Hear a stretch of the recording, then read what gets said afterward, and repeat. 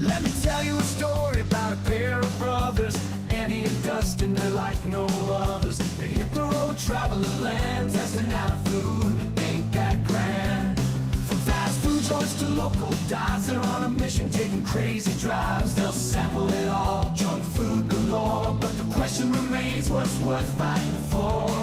Southern DN'A, showing down Southern DN'A, exploring every town.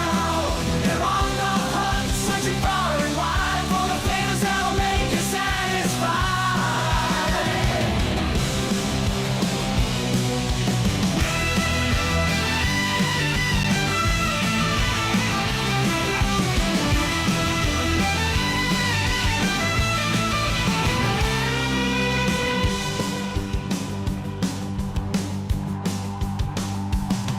Let me tell you a story about a pair of brothers, Andy and Dustin. They're like no others. They hit the road, travel the land, testing out food. Ain't that grand?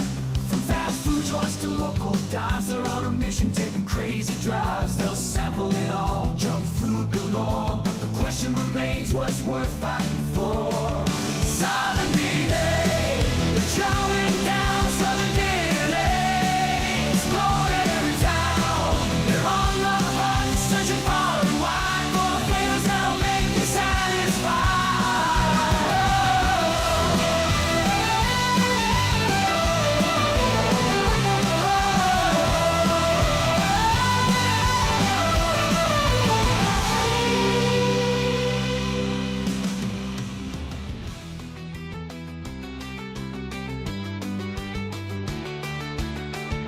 Southern DN'A, you're chowing down Southern DN'A, exploring every town.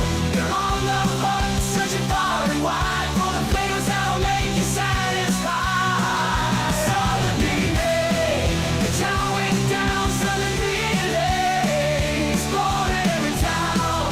You're on the hunt, searching far and wide for the flavors that'll make you satisfied. The flavors that'll make you satisfied. Southern DN'A, chowing down Southern DN'A, exploring every town. You're on the hunt, searching far and wide for the flavors that'll make you satisfied.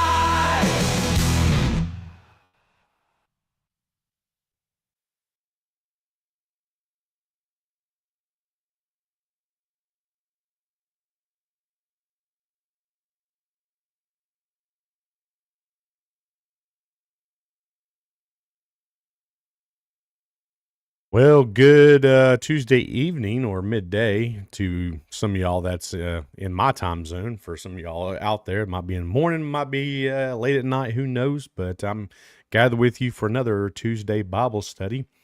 And it should be an interesting one. This week, I'm kind of going on theme with what's going on in this week. So I hope you enjoyed this message. Hopefully it will come as a reminder of what's going on in this world. And I want to talk about this week is a big week for churches. And churches usually have about 4 big events throughout the year. And you can pretty much think of at least 2 of them right off the hand. One of them would be Christmas. The other one most likely would be Easter. I mean, those are the 2 obvious ones, right? Well, then we also have VBS. And of course, what's going on this week is Halloween. Halloween is a huge event for a lot of churches out there. This week, a lot of churches all over the country, so I don't know about the world, but at least all over the country, will be holding their annual trunk or treat. And at many of, if not most of these churches, will never never provide a single shed of gospel. Will not even be shared to anybody coming through the lines. You know, there was a famous preacher, and I can't remember his name right off the top of my head, but he used to say, "Get them in anyway." And by that meaning, whatever you have to do, you get the people to come through the doors, and we will do our best to try and keep them. But the problem with that, and I've seen it time in and time out, to get these people in, you have to give them what, or get them to keep them in. You have to basically give them all the stuff that you've brought them in with. So if you want to keep these people in with food, or if you've been, say you have a big event and you're offering prizes or something, or food or something, to keep these people, you got to keep giving them food and prizes. And I know some of y'all people are out there probably thinking, said, Dustin, wait a minute. Did Jesus not feed the masses? Well, sure he did. We see that in, I think it's Matthew 14, verses 16 through 21. It says, but Jesus said to them, they do not need to go away. You give them something to eat. And they said to him, we have here only 5 loaves and 2 fish. And he said, bring them here to me. And he commanded the multitudes to sit down on the grass. And he took the 5 loaves and 2 fish, and looking up to heaven, he blessed and broke and gave the loaves to the disciples. And the disciple gave to the multitudes. So they all ate and were filled. And they took up the 12 baskets full of fragments that remained. Now, those who had eaten were about 5,000 men, besides women and children. So we do see that he did feed 5,000 people, besides the women and children, food. So we know Jesus did feed multiple people that were coming, to listen to him. But what happens after that? Because we see in John 6, Jesus starts seeing some of the issues that's going on. He says in verse 26, Jesus answered them and said, most assuredly, I say unto you, you seek me not because of the signs, but because you ate of the loaves and were filled. Do not labor for the food which perish, but for the food which endures to everlasting life, which the Son of Man will give you, because the God the Father has sent his seal on him. And these people start asking for more signs and food. And because they're at this point, they're looking for Jesus. Jesus had fed them. He leaves because he's afraid that they're going to make him into a king. So he leaves, and he goes to the other side of the sea. So they're searching for Jesus. And they find out that he's on the other side of the sea. They go up to him and say, Jesus, why are you here? And he says to them, look, you're looking for signs and food. I'm trying to give you something else. And when they hear this, they start asking for more signs and more food. And he's trying to tell them, look, I'm the bread of life. And when he says that I'm the bread of life, they get up an uproar about it, and they start to leave him. Even some of the disciples that were following him turn away for not understanding that they were seeking the worldly nourishment while Jesus was trying to give them a spiritual nourishment. And that's what's going on this week. And usually during VBS also, churches will spend more money on VBS and Halloween every year than feeding and clothing the homeless. They will spend more money than helping out their own people's needs. And it's usually what happens is not one single word is said about Jesus, especially during trunk or treat. And it all stems from this motto, get them in any way possible. But with that, you have to also keep them in with the same tactics, because that's what they are there for. We've seen it in when Jesus was feeding the multitude. They were there because of the food. And when he stopped giving them worldly food, they turned away. They want the world nourishments, the food, and they want some, chance of winning a game system. They like the bouncy houses. And when that's not going on all the time, they will leave because they're not getting fed what they're searching for. It's a bait and switch mentality, a used car salesman, if you will, mindset that's trying to grab the attention of the world to have these big numbers at a body of so-called believers. But some of those numbers that are in the so-called body of believers only believe in that food and those prizes instead of the truth. I've seen this in youth ministry personally. They would say you need to take them to these big youth conferences. You need to be feeding them dinner every Wednesday, and you need to be feeding them breakfast every Sunday morning. But with that, you would get kids in there only seeking those things. They would only seek the conferences. They would only seek the trips. They would only seek the food on Wednesdays. They would only seek the food on Sunday mornings.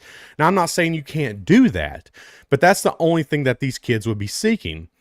So, I found out pretty early on that if you just treat it like a family atmosphere and treat it like what you're supposed to be treating it like, that it wasn't about the food, it wasn't about the trips and stuff like that. It was about, bringing a family together, and we're all seeking the same thing. We're all seeking to learn about Jesus. We're all seeking the truth, and we're all going to part of it as a togetherness.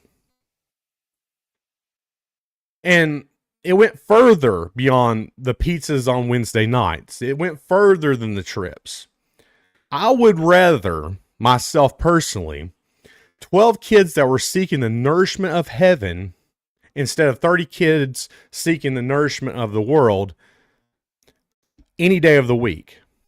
That being said, I would take them to the concerts, but I would always make sure that was a secondary. It wasn't the primary thing. It was always a secondary thing. Like, if you were coming here, if you were being a part of this family, we went and done things together. Yes, but that was always a secondary thing. We're always a family teaching, learning, and seeking Jesus foremost. And I don't see that what's going on. These churches will spend thousands of dollars on the food, on the candy, on the prizes, on the inflatables, the bouncy houses, the games that are going on, but not one single gospel or one single shed of gospel is being shared with anybody coming. And I get it. There's a lot of people coming through these lines during this time. I understand that. But this is a perfect opportunity to be sharing the gospel with people. Now, I'm not against trunk or treat by no means. I'm not against. I think it's a better option in the day and age that we live in than going door to door. Mind you, when I growing up, we went door to door. That was the way we, did trick or treating. But I get it. It's a better option doing trunk or treat. I'm not against that thing at all. But usually during this, not one single ounce of gospel is being shed or shared to anybody. And you're missing a prime opportunity to really tell these people about who you're doing this all for. You grab their attention by worldly things. That was your motto. Get them in any way possible, but you're not even doing the second part of what you're trying to fulfill there. And again, if you're doing this in the whole first place, they're going to be expecting this on a regular basis. They're going to be expecting this as a weekly basis. They're going to be expecting that this happens every single time because that's what they're searching for.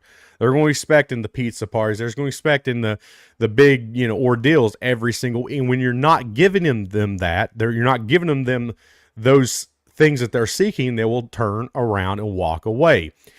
We've seen it during Jesus's time because he was trying to give them a spiritual nourishment, but they were looking for the worldly nourishment, and they got up, turned around, and walked away. And it's going to happen in this time.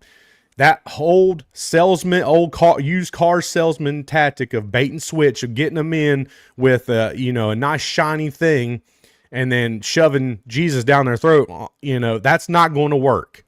That's not. It doesn't work. It doesn't build for lasting relationships with God. All it does is build lasting relationships with a worldly mentality of shiny objects. You go to church for shiny objects. You go to church for food. You go to church for, games. You go to church for gaming systems. You go to church for this instead of going to church for truth. You want people seeking truth when you go through that door, not seeking worldly items. So why are we spending thousands of dollars on a bait and switch tactic? That's never going to build true relationships with God. Could it? Sure. Some of them will eventually probably come to Jesus. Maybe. We don't know that to be certain. All I've seen throughout the years is that 99% of the people that come through the VBS and the trunk or treats will never show up until it's again VBS or trunk or treat, because that's all they're searching for is those things. And then the pastors of these churches all over America don't even shed an ounce of, they're just hoping that they'll come through the doors on Sundays and Wednesdays of the next week, and then they never do. Or they'll show up for maybe one or two, realize that they're not getting the prizes and the candy and the food, and then they'll never show up again. So your mission should be always to share gospel first before anything else. You can do these big events, sure, but you should be leading it out with the gospel, not a secondary thought process. And in fact, I would tell you, if you're going to a trunk or treat this week and you pass a pastor or pastors and they don't share anything of the gospel, how about you share it to them? Because they're probably in need of it. They're probably needing a reminder of what they're doing there in the first place. They should be sharing it with every single person that they talk to. Or at least getting up in front of everybody while they're there, whether it's in a parking lot or if they're doing it, maybe it rains and they're doing some kind of indoor function or something. Have it on stage. Have someone up there preaching. You can have kids walking through and you can, they can come in and you can preach to them as they're going along. The families, there's whole kinds of families that go to these things. Now, I know VBS is a little bit different. You're usually teaching throughout the week and stuff, and you got families coming to those and stuff, but it's a bait and switch tactic that a lot of churches will do. Instead of this old-timey VBS that we grew up to know that your kids go to, they learn about Jesus throughout the week, and they come home and they tell you about it. That's a good thing right there.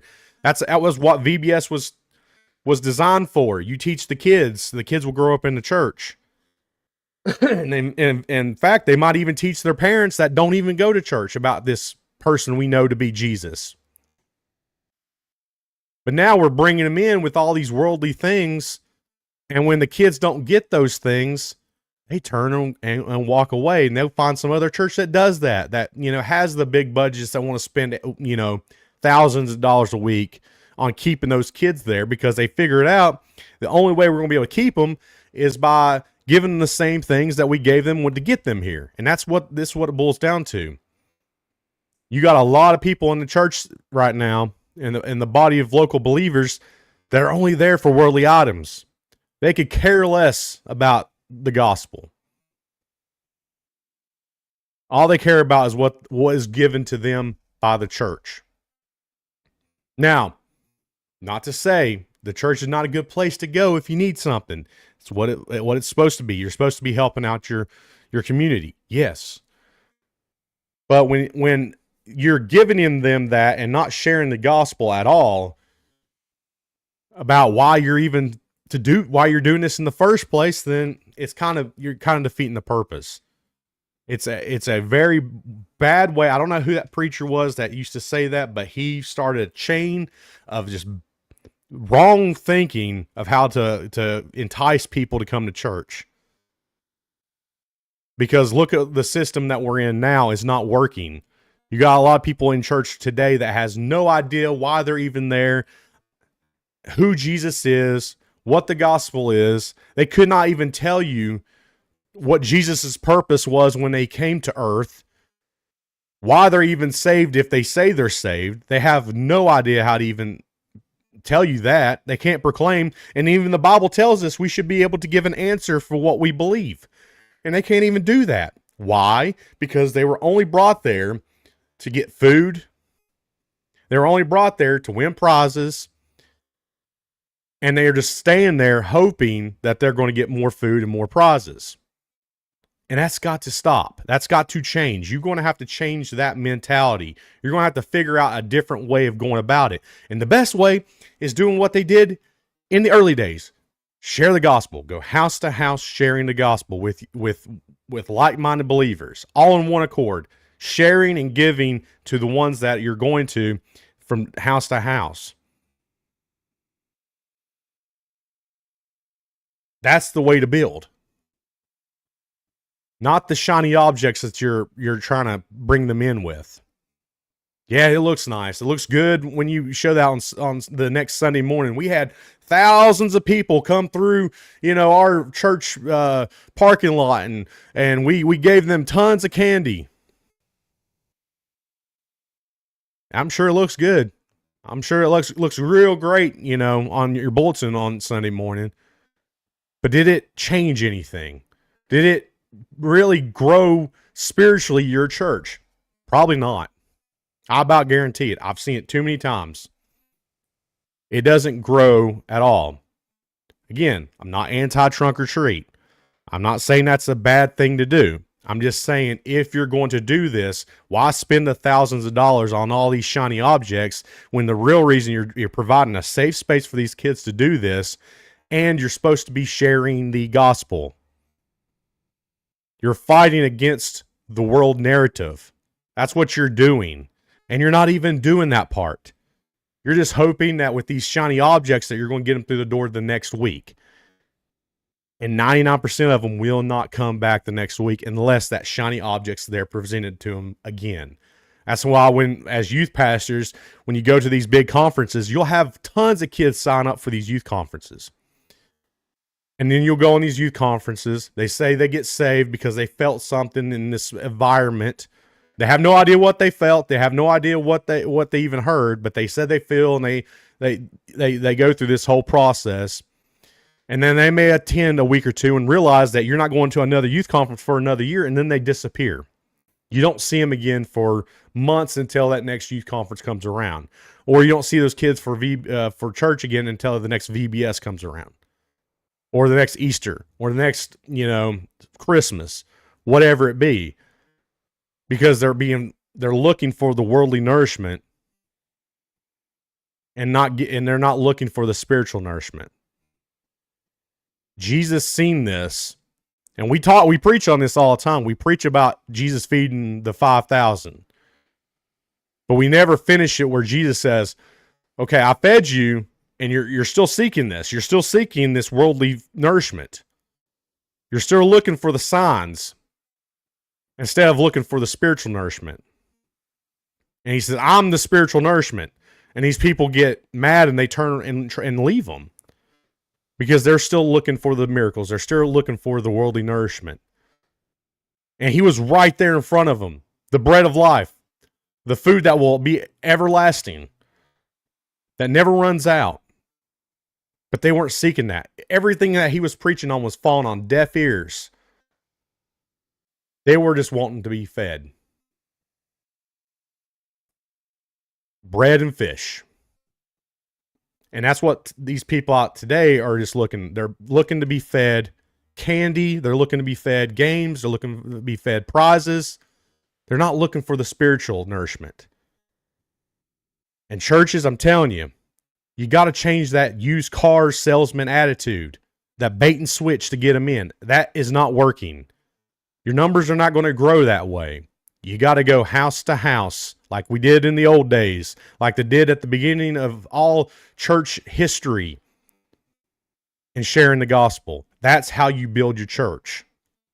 You go house to house, making sure the needs of your community is met. Sharing the gospel. And it's hard to do. I'm going to tell you now, it is hard to do to share the gospel for every single person coming through that line at Trunk or Treat. It is. But you should be trying. You can get 5 of them together at a time and share. You can get 10 of them together at a time and share.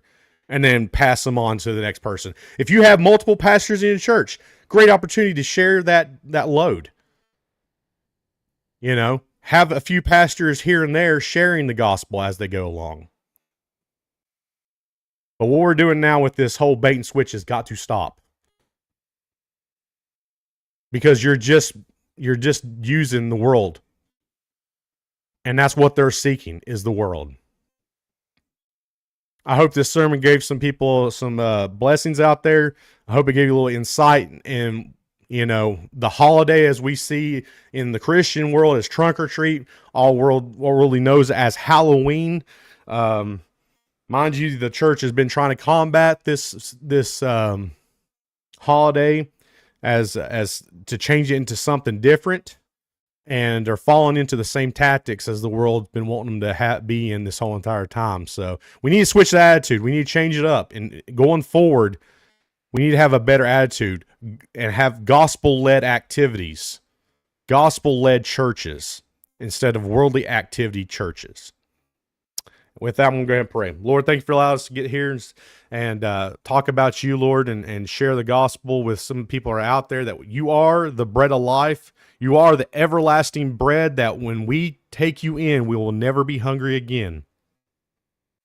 Lord, it's only through you and you alone that we shall be saved from our everlasting destination, that is of hell, if we don't know you. Lord, if there's someone here today that doesn't know you, I ask you just to open their eyes like you did Paul those many years ago. Let the scales fall off their eyelids and let them see the true light that is you. And it's your name we pray. Amen. Guys, thank you for hanging out with me today. I hope you got something from this. I will be with you again on Friday for our usual Friday hangout. And until then, catch you next time.